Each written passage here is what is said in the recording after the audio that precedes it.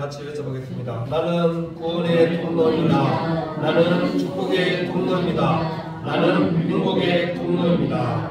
아멘. 이 세 가지 통로로 여러분들이 한간지역에서 살아갈 수 있기를 바랍니다. 우리 하나님 앞에 예배 드리는 것은 우리가 매주 주님 앞에 와서 하나님과 파이팅 하는 거, 파이팅. 하이파이브 아시죠? 네. 하나님 저 왔어요. 빡! 예, 파이팅하고 하나님께 힘을 얻어서 나가는 것입니다. 그래서 여러분들이 또 일주일, 월요일부터 토요일까지 열심히 세상 속에서 하나님의 사람으로 살다가 다시 이제 또 이 녹초가 돼가지고 주일 오시면 하나님 저 힘 없어요. 그러면 하나님 다시 이리 와. 그래서 다시 하이파이브 해주시고 또 힘을 얻어서 가고 그러는 거죠. 그래서 우리는 매주일 주님 앞에 나와서 예배 드릴 때마다 하나님께서 공급해 주시는 새로운 힘을 받아서 살아가는 사람들입니다. 그래서 우리는 세상적인 방법이나 원리로 살아가면 안 돼요. 그렇게 살면 똑같이 그냥 세상 사람들하고 별 구별 없이 살아가지만 우리가 예배드리고 하나님께 힘을 받아서 살아가는 사람들이니까 우리는 하나님의 방법과 원리로 세상을 살아갑니다. 신앙생활을 시작하면서 제일 중요한 것은 물론 믿음입니다. 하지만 이 믿음이 내 속에서 확고하게 자리 잡기 위해서 꼭 선행돼야 하는 것이 있는데 그것이 바로 신앙 고백입니다. 우리가 주일마다 드리는 이 신앙 고백도 예수님의 사도들이 만들어서 사도신경이라고 부르는 거죠. 그래서 우리가 예배 드릴 때 매주일마다 사도신경으로 신앙 고백하겠습니다. 그래서 다 같이 함께 이 신앙 고백을 하는 겁니다. 이 오랜 기간 동안 정통교회에서 계속해서 고백되어 온 고백입니다. 신앙 고백. 그래서 이 사도신경에는 신앙 고백에는 성부 하나님, 성자 예수님, 성령 하나님에 대한 고백과 함께 또 교회 공동체에 대한 고백이 함께 기록이 되어 있는 것입니다. 사도들의 계승을 이어서 우리도 똑같이 현대를 살아가고 있지만 예수님의 제자로 또 믿음으로 살겠다는 다짐과 결단이 이 신앙 고백 속에 들어있는 것입니다. 이런 다짐이 삶 속에서 실천으로 이어지면 그 사람은 신앙생활을 잘하고 있다 이렇게 말할 수 있습니다. 하지만 살다 보면 삶이 그렇게 넉넉지가 않습니다. 신앙생활을 잘하고 싶은데 그렇게 하지 못할 때가 훨씬 더 많은 것이 우리의 현실이죠. 이것이 바로 우리의 연약함입니다.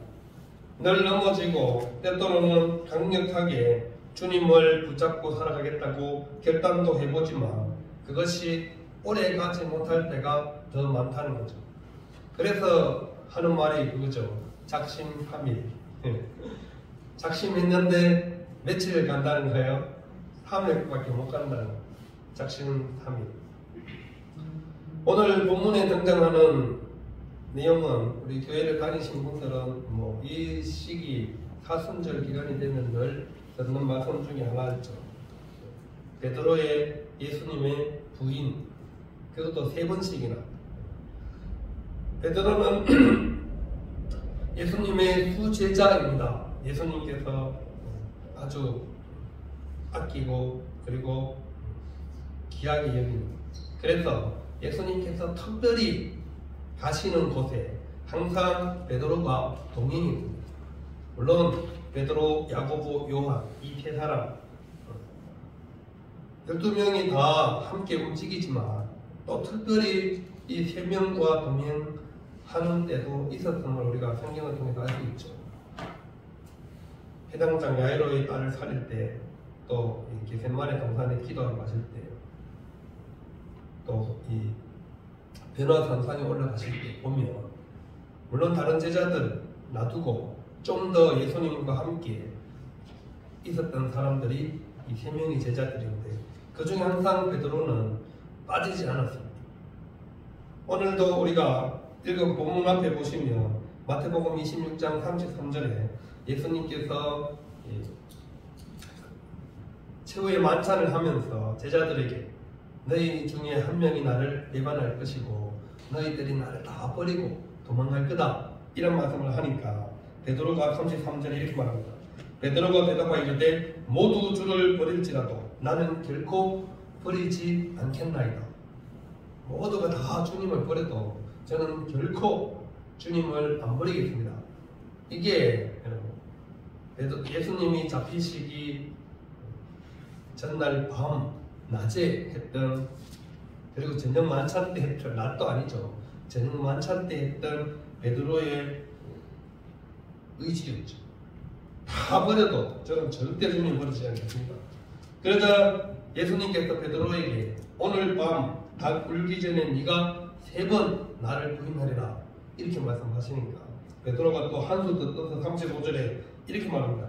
베드로가 이럴 내가 주와 함께 죽을지언정 주를 부인하지 않겠나이다 하고 모든 제자도 그와 같이 말하니라. 앞에서는 결코 버리지 않겠습니다 했는데 오늘 닭 울기 전에 네가 3번 나를 부인할 거야 그렇게 말하니까 더 세게 얘기하죠. 주와 함께 죽을지언정 죽더라도 제가 절대 주님을 부인하지 않겠습니다. 얼마나 각오가 대단해요. 근데 그날 밤이 오늘 우리가 읽은 본문입니다. 베드로가 이때는 진심이었을 거예요. 그죠? 자기가 주님 앞에서 정말 진심으로 내가 주님과 함께 죽더라도 3년 동안 열심히 주님을 따라다니면서 주님이 어떤 분인지 봤잖아요. 그리고 베드로는 신앙 고백도 한 사람입니다. 그런 자신을 확신했겠죠. 나는 죽으면 죽었지 주님을 부인할 리가 없어, 버릴 리가 없다고 자신만만했습니다. 하지만 얼마 후에 예수님께서 잡히셨고 또 예수님께서 잡혀가는 그 뒤를 베드로와 요한이 함께 따라갑니다. 물론 요한복음에 보면 요한이 대제사장과 좀 가까운 관계였어요. 그래서 그 백으로 어쨌든 예수님 뒤를 따라 들어가게 됩니다. 근데 오늘 본문에 보면 바깥뜰에 앉아있잖아요. 같이 앉아서 불을 쬐고 있는 동안에는 물론 새벽이니까 좀 추워서 불을 쬐겠죠. 그때까지는 전혀 베드로에게 어떤 위협도 되지 않으니까 다른 사람들도 나를 알아보지 못할 거야 생각하고 함께 그 자리에 있었습니다.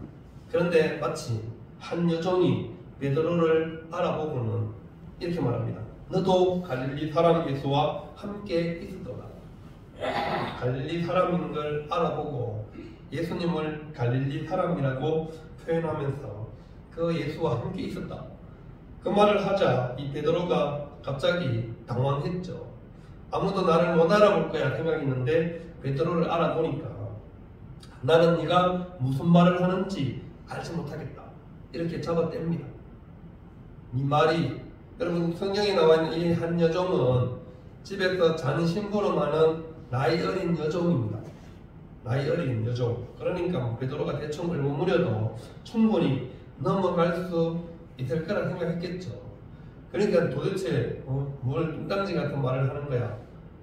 이 말을 하는 의미가 뭔지 도대체 알 수가 없다. 그러면서 첫 번째 부인을 하는 거죠. 대놓고 부인은 하지 않았지만 소극적인 부인을 이미 그 여종이 하는 말의 의미를 알지 못하겠다. 생사람 잡지 말라는 의미로 말했지만 이미 베드로는 당황해서 예수님을 부인하는 거죠. 저녁 먹을 것만 해도 예수님을 결코 저는 버리지 않겠습니다. 모두가 다 버려도 작심삼일도 아닙니다. 작심 몇 시간이죠. 저녁 먹은 데가 언젠데 지금 이제 밤이 지나서 겟세마네 기도를 하는 동안 저녁이 이미 되었고 지금쯤 거의 새벽 1시쯤이라고 생각하시면 됩니다. 새벽쯤. 그때 지금 이제 그러니까 좀 날도 춥고 이러니 불을 지피고 있었죠.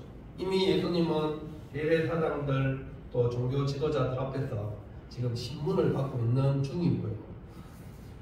베드로는 바깥뜰에서 앉아 있는데 한 여종, 그것도 나이 어린 여종, 나이 많아봤자 우리 다혜 정도 되는 나이죠. 그런 아이가 베드로를 보고 갈릴리 사람과 함께 있었다 하는 말에 베드로는 네가 하는 말을 못 알아듣겠다. 무슨 의미인지 모르겠다. 그러면서 자신도 모르게 부인하고 말았습니다. 그래서 우리는 자신을 과대평가하지 말아야 합니다. 자신을 너무 괜찮은 사람인 걸로 착각하면 안 된다는 거죠. 베드로도 진심으로 말했겠죠. 자기는 뭐 제자들 중에 좀 더 나았다고 생각했겠죠. 다 버려도 자기는 주님을 안 버리겠다고 큰 소리 쳤다니까. 근데 지금 어린 여종 앞에서도 그 말이 뭔지 모르겠다고 시치미를 빼면서 그렇게 부인하고 있는 베드로의 모습을 우리는 확인할 수가 있는 것입니다. 우리가 사는 세상이 그렇게 대충 얼버무려도 되는 세상이 아닌 거죠. 작은 여정도 이미 베드로가 예수님과 함께 있는 것을 보았다는 겁니다. 그만큼 이제는 베드로 자신도 자신이 어떠한 존재인지를 숨길 수 없는 그런 처지가 되었음을 알 수 있습니다. 그래서 자기가 말한 대로 그냥 함께 했다 하면 되지. 그 앞에 있는 같이 불 쬐고 있는 사람들이 뭐 그래 대단한 사람들이 있겠어요.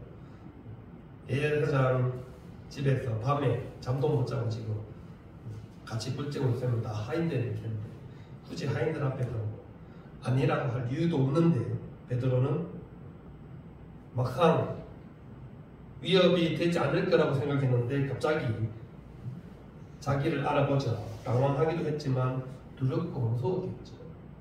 예수님도 이미 잡혔고 뭐 이러다가 저 진짜로 예수님과 같이 죽는 거 아니라 순간적으로 무서웠겠죠.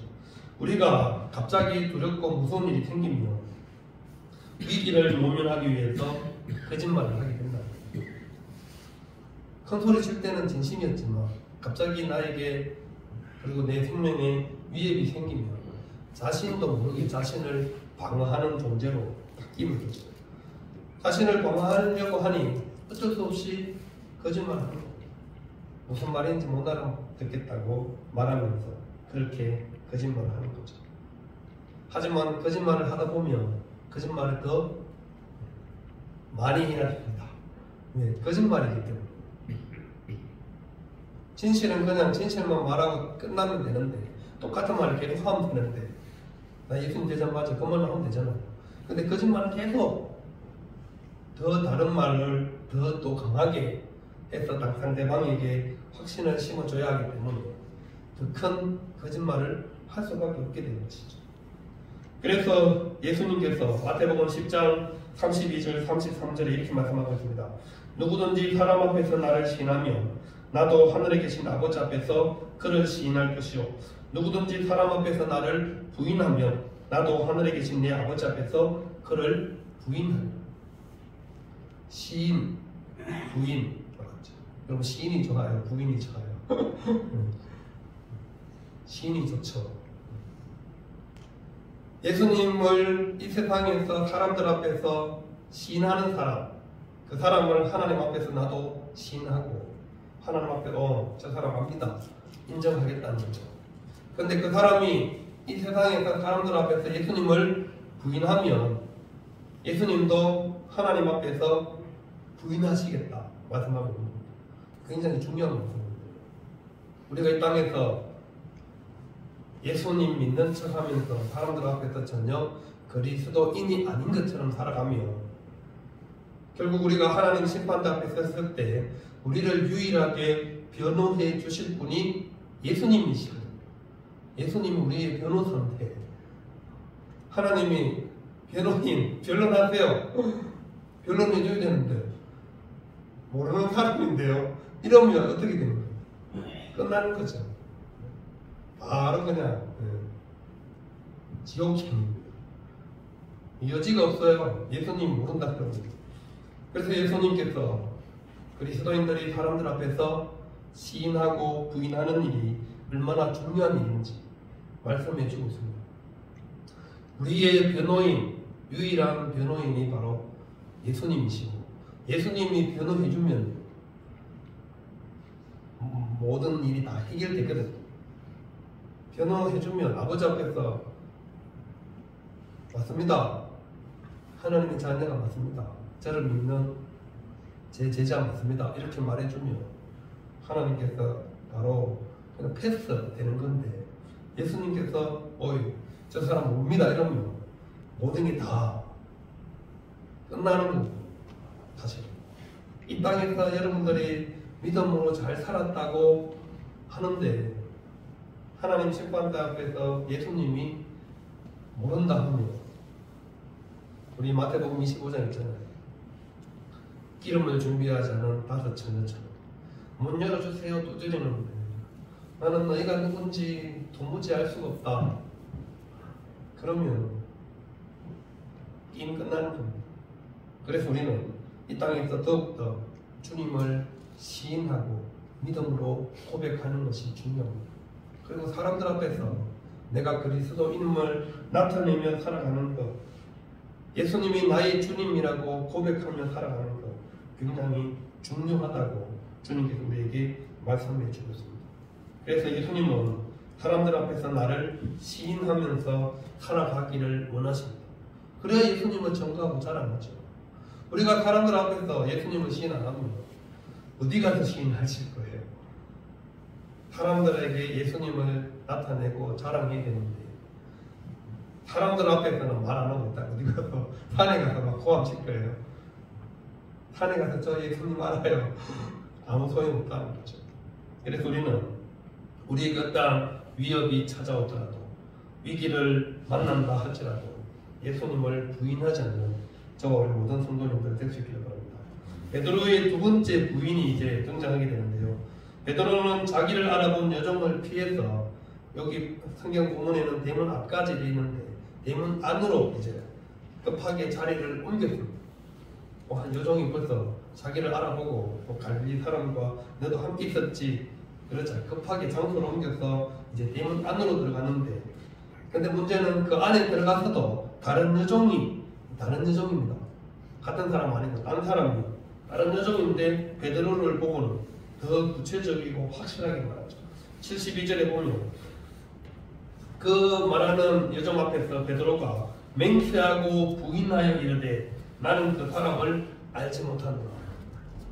앞에 처음에 소극적으로 부인했던 것도 다르게 이 사람은 나사렛 예수와 함께 있었도다. 앞에는 어떻게 얘기했어요? 두리뭉실하게 갈릴리 사람이라 했는데 정확하게 당시에 예수님을 부르던 호칭 나사렛 예수였거든요. 그 호칭을 정확하게 표현하면서 이 사람은 나사렛 예수와 함께 있었다. 이러니까 이제는 발뺌을 할 수가 없잖아요. 그러자 아주 강하게 자기도 베드로도 부인을 합니다. 맹세하면서 부인하여 이르되 나는 그 사람을 알지 못한다. 자기가 열심히 3년 동안 주님 랍비라고 부르던 사람을 베드로가 어떻게 불렀어요? 3인칭 단수를 써서 전혀 모르는 사람인 것처럼 그 사람을 알지 못한다라고 표현하고 있습니다. 그러니까 얼마나 자기가 불리해지면 인간이 간사해지는지를 분명하게 보여주는 거죠. 예수님의 소제자라고 3년 동안이나 따라다닌 베드로의 이 연약한 모습을 우리에게 지금 극명하게 보여주고 있는 거죠.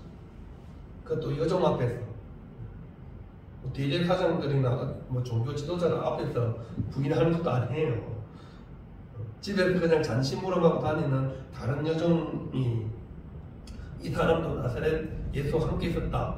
그 말에 지금 맹세까지 하면서, 여러분 맹세에 대해서도 예수님께서 이미 말씀하셨죠.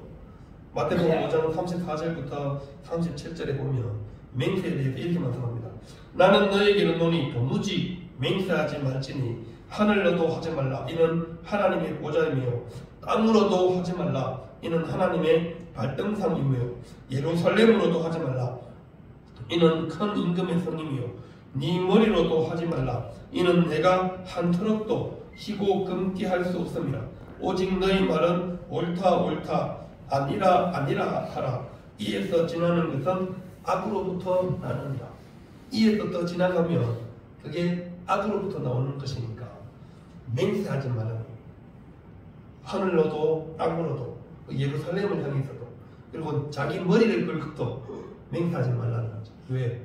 네 머리 네 마음대로 할 수 있는 게 아니다는 거죠. 맹세는 어떻다는 거죠?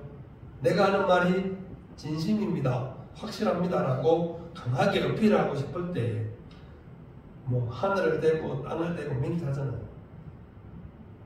근데 지금 베드로가 지금 그렇게 하고 예수님께서 제일 처음 제자를 부르시고 산상수훈에 하신 말씀, 하늘로도 땅으로도 예루살렘으로도 내 머리를 끌고라도 맹세하지 말라는 말씀을 대놓고 어기고 있습니다. 뭐 하려고요? 자기의 위기를 모면하려고, 자신의 위기를 모면하려고 자기가 3년 동안 따라다니던 스승님의 말을 대놓고 지금 어기고 있는 거죠. 그러면서 강하게 부인하고 있는 거죠. 나는 그 사람을 알지 못한다. 예수님을 그라고 지칭하면서 자신은 전혀 예수님과 상관없는 사람인 것처럼 지금 행동하고 있는 것입니다. 이게 바로 우리의 연약한 모습입니다. 우리가 불리해지고 우리에게 손해가 생기고 우리가 좀 안 되는 일이 있습니다. 우리도 언제든지 부인할 수 있다는 거죠. 이게 바로 우리의 모습이라는 거죠. 오늘날 많은 그리스도인들이 자기에게 불이익이 생길까봐, 또 직장에서, 사회에서, 마을에서 손해가 될까봐 예수님을 믿지 않는 것처럼 그렇게 살아가는 그리스도인들이 많습니다. 그래서 그런 그리스도인들을 향해서 뭐라고 불러요? 사람들이 무늬만 그리스도인이라고 하죠. 무늬만. 어떤 의미인지 아시죠? 우리는 무늬만 그리스도인이 되면 안 됩니다. 예수님을 진정으로 믿지 않을 뿐만 아니라 예수님을 자기 이익의 수단으로 아니면 자신의 신변을 지켜주는 수호천사 정도로만 생각하면 안 된다는 거죠. 예수님은 우리 인생의 주이십니다. 그래서 여러분들이 예수님을 주님 이렇게 부르잖아요.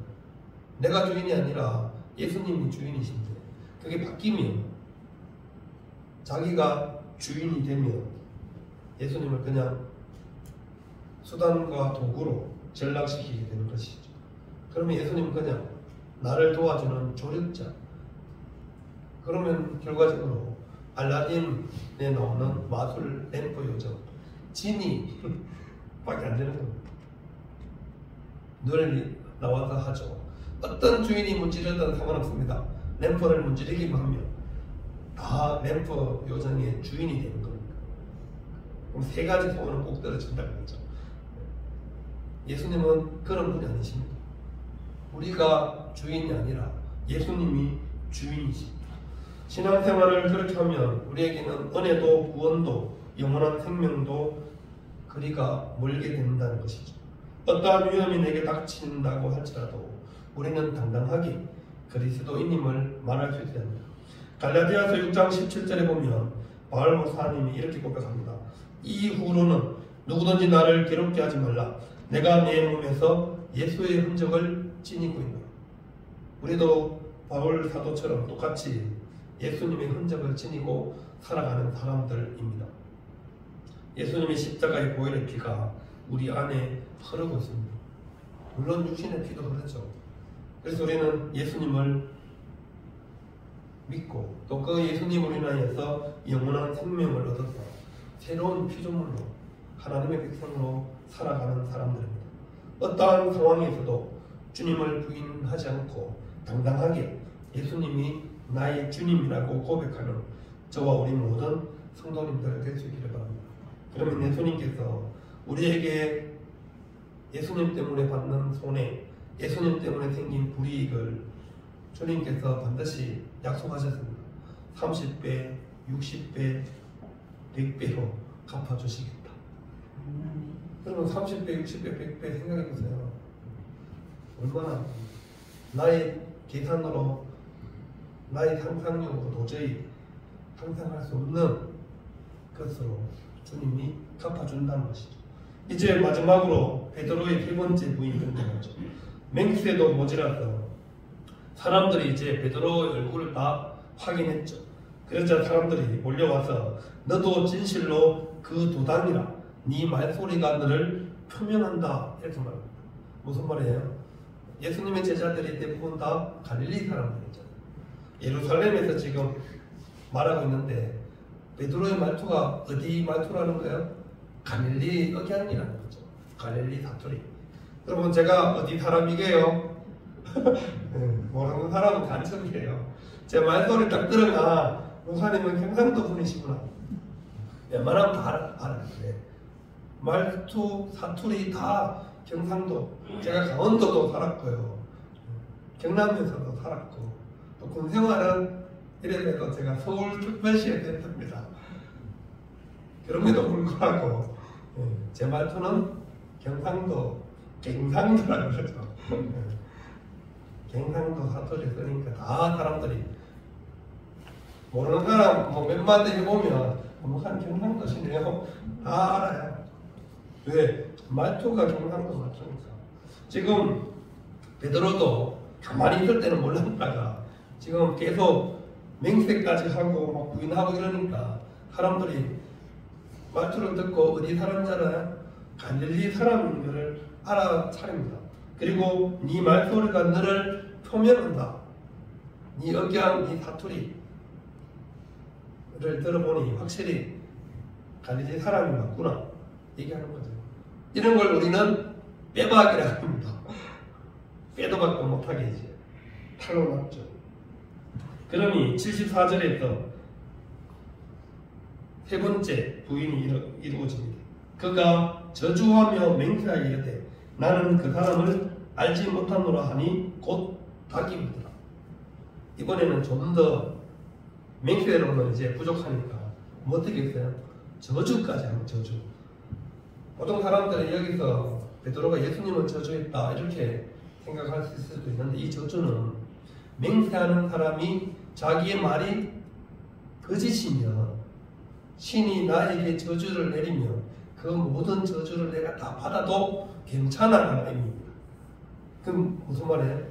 예수님을 부인하고 하려고 지금 자기 자신까지 저주를 하는 겁니다.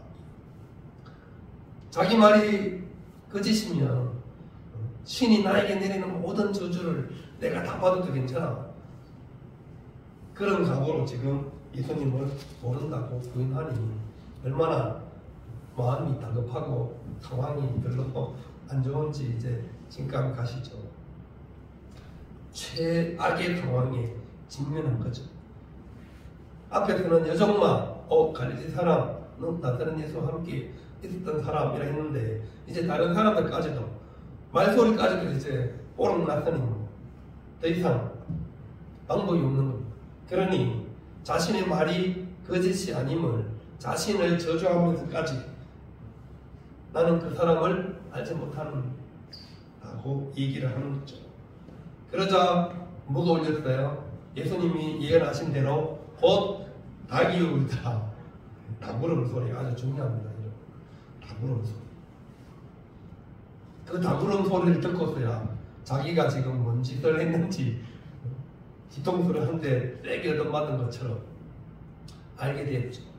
그래서 마지막 75절에 보시면 예수의 말씀에 닭 울기 전에 내가 3번 나를 부인하리라 하심이 생각나서 밖에 나가서 심히 통곡하니라. 밖에 나가서 그냥 잠깐 눈다고 들어온 게 아니에요. 밤새도록 통곡한 겁니다. 계속 자신이 그렇게 모두가 예수님을 버릴지라도 나는 절대 버리지 않겠습니다.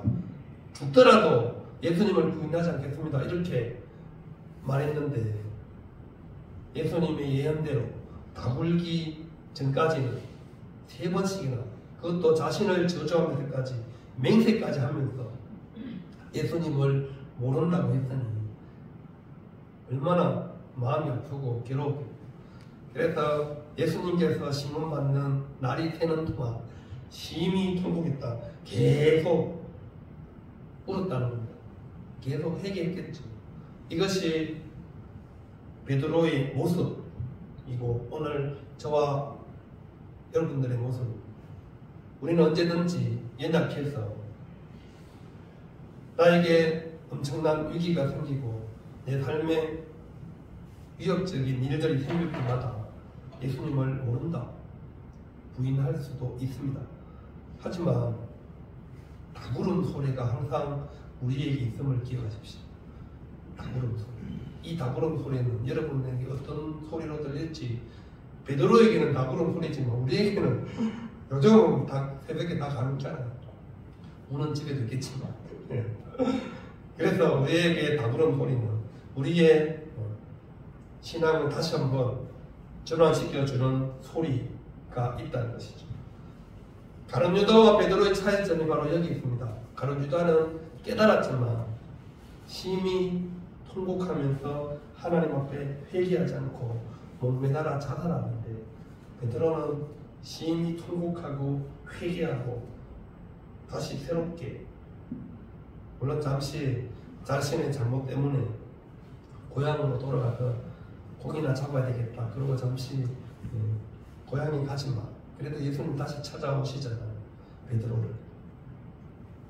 회개한 사람에게는 반드시 주님께서 기회를 주십니다.